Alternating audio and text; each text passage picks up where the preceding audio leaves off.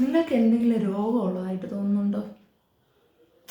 കയ്യോ കാലോ ഒക്കെ വേദന, എന്താ ചെയ്യുക? എന്തിൻ്റെ രോഗമായിരിക്കും? എന്ത് ലക്ഷണമായിരിക്കും? നമ്മൾ ഗൂഗിളിൽ സെർച്ച് ചെയ്ത് നോക്കിയാലോ? ഗൂഗിൾ എടുക്കുന്നു, സെർച്ച് ചെയ്യുന്നു, അതിൽ നിന്ന് കുറേ കാര്യങ്ങൾ കാണും.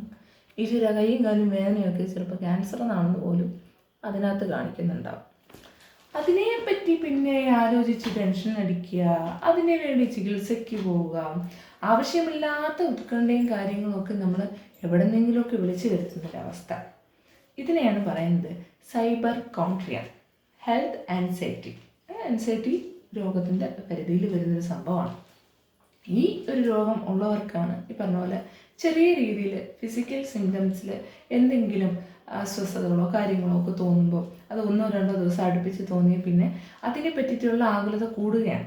എന്തായിരിക്കും ശരിയായ രീതി എന്ന് വെച്ചാൽ ഡോക്ടറെ സമീപിക്കുക എന്നുള്ളതാണ്, അല്ലേ? ഡോക്ടറെ സമീപിക്കുക, ബ്ലഡ് ടെസ്റ്റ് ചെയ്യണമെങ്കിൽ ചെയ്യുക. അതിലെന്തെങ്കിലും പ്രശ്നമുണ്ടെങ്കിൽ ഡോക്ടർ പറയുന്നതിനനുസരിച്ച് മരുന്ന് കാര്യങ്ങളൊക്കെ കഴിച്ച് പോവുക എന്നുള്ളതാണ്.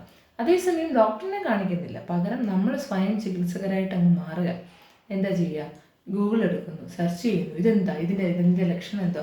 ഈ പറഞ്ഞ തലവേദന എന്ന് പറഞ്ഞിട്ട് നമ്മൾ അടിച്ചു നോക്കിയാൽ ആ തലവേദന എന്ന് പറയുന്നത് വെറും തലവേദന മുതൽ എന്താകാം, മൈഗ്രെയിന് തൊട്ട് പിന്നീട് അത് ക്യാൻസറിൻ്റെ ലക്ഷണം വരെ ആയിട്ട് പറയാറുണ്ട് തലവേദന. അപ്പോൾ തനിയെ പോകുന്നൊരു തലവേദനയായിരിക്കും നമ്മൾ ചിലപ്പോൾ ക്യാൻസർ ആണേന്ന് വിചാരിച്ചിട്ട് കൂടുതൽ ആൻസൈറ്റിയിലേക്ക് പോകുക, കൂടുതൽ പേടിയിലേക്ക് പോവുക, എനിക്ക് എന്തോ സംഭവിക്കാൻ പോകുന്നു എന്നുള്ളൊരു തോന്നലിലേക്ക് വരെ എത്തിക്കുന്നൊരവസ്ഥയിലേക്ക് മാറാം. അപ്പോൾ ഇവിടെ ചെയ്യേണ്ടത് ഇങ്ങനെയുള്ള കാര്യങ്ങൾ. ഇപ്പോൾ നിങ്ങൾക്ക് എന്തെങ്കിലും ഒരു രോഗഭീതിയോ അല്ലെങ്കിൽ നിങ്ങളുടെ ശാരീരികമായിട്ടുള്ള അസ്വസ്ഥതകളിൽ സംശയമോ കാര്യങ്ങളോ മറ്റോ വന്നാൽ അത് ചെയ്യേണ്ടത് എന്താണെന്ന് വെച്ചാൽ ശരിയായ ആൾക്കാരെ സമീപിച്ച് ഇത് പറഞ്ഞു തരാൻ കെൽപ്പുള്ള ആൾക്കാരെ സമീപിക്കുക, ശരിയായിട്ടുള്ള ചികിത്സ നടത്തുക. ഇതൊക്കെയാണ് ചെയ്യേണ്ടത്.